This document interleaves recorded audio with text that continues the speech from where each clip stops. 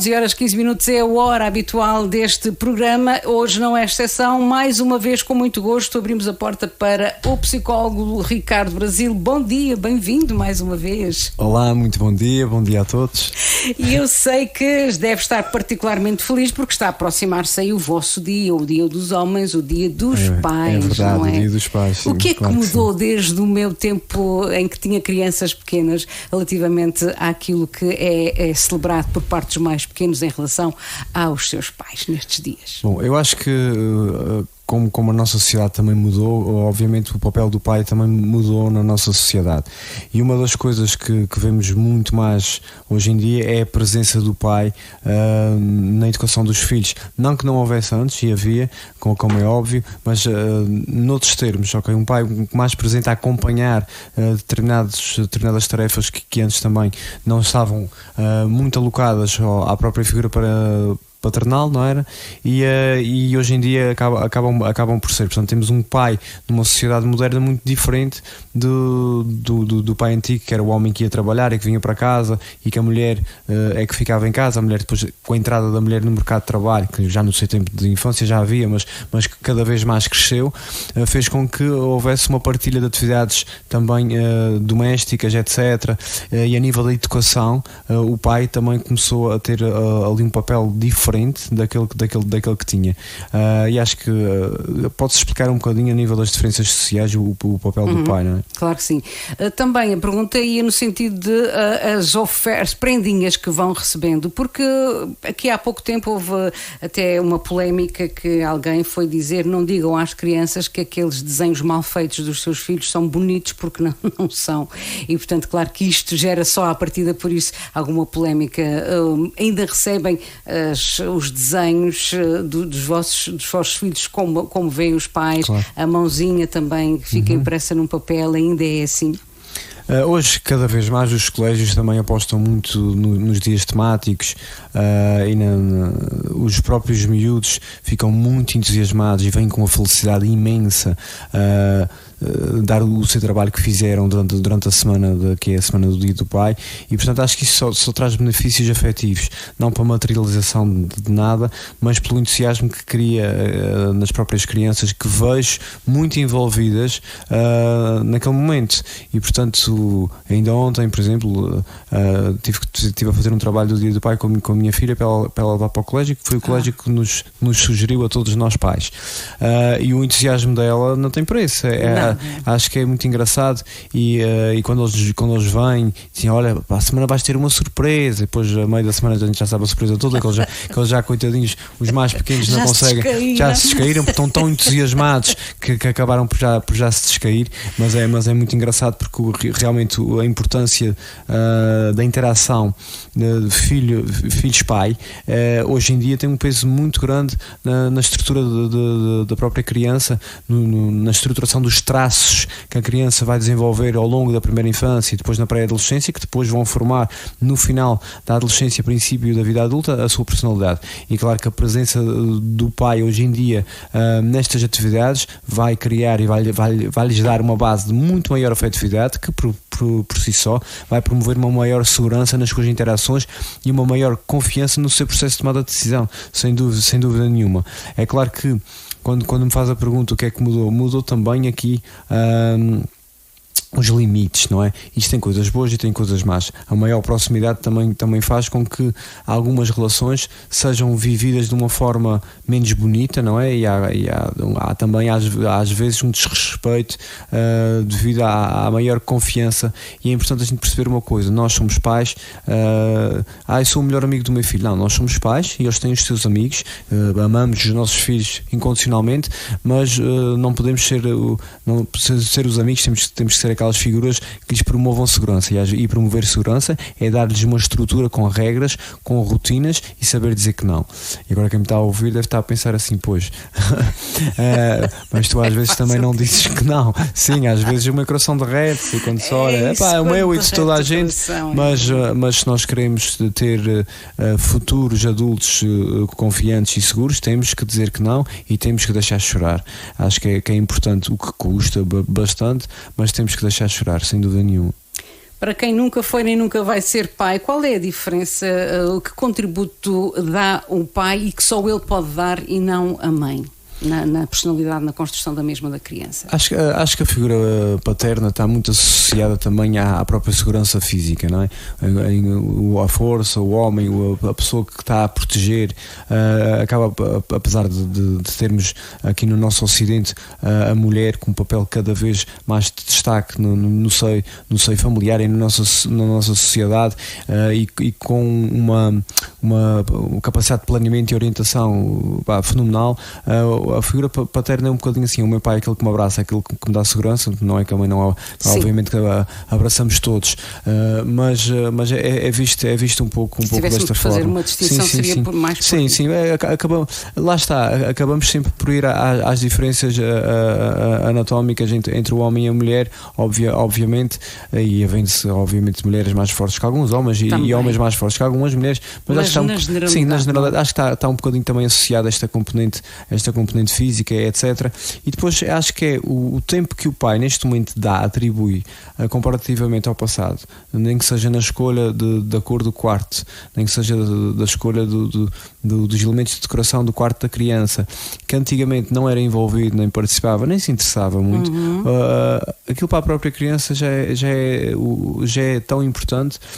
O tempo que os pais, o pai e a mãe, dão à criança e promovem de interesse em algumas atividades. O ler uma história ou adormecer, por exemplo, que era uma coisa que também se calhar não era tão frequente, e hoje em dia grande parte, quer pais, quer mães, fazem isso, e acho que isso é uma coisa que tem que entrar cada vez mais na educação das crianças. O ouvir a história à noite antes de ir deitar, a criança inconscientemente percebe que o pai ou a mãe, neste caso estamos a falar do pai, está a dar aquele tempo para ela, está a tirar da sua rotina diária aquele momento para estar sozinho com o seu filho ou com a sua filha, e a criança sente isso como uma segurança afetiva muito significativa, mesmo que não se aperceba se calhar, mas isto está obviamente uma segurança muito grande na estrutura desta mas, criança. Mas Ricardo, também há outra questão, os pais estão extremamente ocupados, nós sabemos, e também eu penso que sem tirar esse tempo de propósito, incluir na rotina do trabalho de cada um a atenção à criança também será importante. E eu estou a lembrar-me, e às vezes vê-se, quem for um condutor atento, que vão alguns condutores a falar, parece que sozinhos, e se repararmos melhor, eles estão a falar com o filho que está no banco de trás. Ou seja, ir a fazer a viagem, levar o filho à escola e aproveitar esse tempo, está a viajar, está a fazer o que é preciso, mas conversar muito com o filho também será importante igualmente. Claro que sim, e voltamos ao tempo de qualidade, não é? Às vezes não são as horas que são passadas com os filhos, e hoje em dia temos que prestar atenção a alguns pormenores da nossa sociedade, e aqui também tenho meio culpa nisto, porque às vezes quando eu por mim também estou a pegar no meu telemóvel para ver alguma coisa profissional, por exemplo, ou do meu Benfica, que este ano infelizmente não está muito saudável. Não está a correr bem. Olha, passou agora na Liga dos Campeões, já está muito bom. Deu azia a algumas pessoas. É verdade. Mas pronto, voltando aqui ao assunto, o estar, às vezes, tipo, quando vamos sempre a um parque, etc., e as crianças estão lá e os pais estão nos telemóveis, e as crianças estão a correr e bem, a brincar como devem ser, como devem. Mas é importante que a gente perceba isso, que às vezes o estar é estar lá, não é estar só com o corpo físico presente, é estar lá, é nos envolvermos cada vez mais naquelas atividades e darmos de nós aos nossos filhos. Acho que isto é muito importante, darmos de nós aos nossos filhos, passarmos a uma afetividade e amor que seja uma base numa construção de uma identidade que tenha aqui uma solidez, que faça com que aquela criança depois consiga ser autónoma a resolver as suas coisas e não esteja só dependente dos seus pais. E acho que isto é muito importante neste processo. E portanto, obviamente, com a mudança da sociedade e aquela velha história que o homem antigamente é que era quem promovia financeiramente o sustento da casa, e que a mulher tinha que ficar a tomar conta dos filhos, isto é um conceito muito antigo. Claro. E portanto hoje em dia já não vemos isso, e esta maior interatividade de casal, obviamente, faz com que os filhos só beneficiem com isso e que tenham um papel a nível de segurança pessoal muito maior, que também vai contribuir para menos inseguranças no processo de formação deste jovem. Eu não sei o que é que se passa comigo, mas apetece-me ser advogada do diabo e apetece-me ser do contra. Por exemplo, uma vez assisti a uma situação que era mais ou menos assim: eu estava a falar com uma pessoa, por acaso caso uma colega sua, uma psicóloga, sobre uma coisa importante, e a filha vai sabendo de nós e interrompe a conversa porque queria mostrar naquela hora o desenho. A mãe parou a conversa com o adulto e dedicou toda a atenção à criança. Não acha que também a criança pode e deve saber que é o espaço dos pais também? Claro que sim. Quanto mais novos, mais dificuldade temos em perceber, porque queremos tudo no imediato, no aqui e no agora. E esta geração um bocadinho assim, já falámos aqui algumas vezes sobre isso, sobre a dificuldade em esperar, não é? Que os jovens hoje em dia têm muita dificuldade em esperar, não estão habituados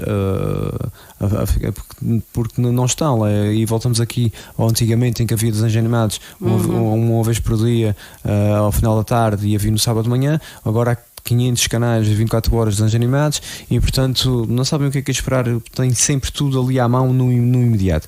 E o entusiasmo, às vezes, que é mostrar à figura de referência aquilo que fizeram, é tão grande e cria um nível de excitação tão grande que faz com que a criança depois queira interromper e comece a bater na mãe, pai, e, portanto, que tenha aquilo. O que é que o pai tem de fazer nessa hora, então? Obviamente o pai tem que fazer, temos que ensinar que quando há momentos em que os adultos estão a falar, que a criança tem que esperar. E vai haver birras, e vai haver frustrações, mas é por aí que a criança se estrutura e que se define um caminho a seguir. Muitíssimo bem. Falta só falar aqui num segundo tema que tínhamos combinado. Penso que já não será a primeira vez, mas continua a ser estranho, como se fosse a primeira vez que eu ouço. Há uma depressão sazonal. Então está a chegar a primavera este ano, no próximo domingo, dia 20. Já começam a acontecer coisas magníficas na natureza, nomeadamente as flores a rebentar, os pássaros a maior número a cantar, e não é que há pessoas que se sentem mais deprimidas por esta altura. Isso há uma explicação, já foi estudado cientificamente, e poderá dizer alguma coisa a essas pessoas que se sentem um bocadinho desconfortáveis com a chegada da primavera. Claro, lá está. As depressões sazonais explicam-se muito também pelas alterações climáticas, não é? No inverno, por exemplo, os dias são mais curtos, há muito menos sol, o tempo é mais frio, e, portanto, são mais propícios às alterações do humor também, sabendo que também há uma menor produção de alguns neurotransmissores, nomeadamente a dopamina e a serotonina, que tanto já falámos aqui, e que fazem com que as pessoas tenham menos vontade de fazer coisas e menos prazer em algumas delas. Uma das coisas que é importante nós percebermos, e a grande diferença para a primavera, mas porquê? Se a primavera os dias vão ficar mais longos, quando há pacientes que têm, por exemplo, pensamentos suicidas, ou têm pensamentos de grande tristeza, naqueles períodos de meses de inverno isolam-se mais, saem menos, etc.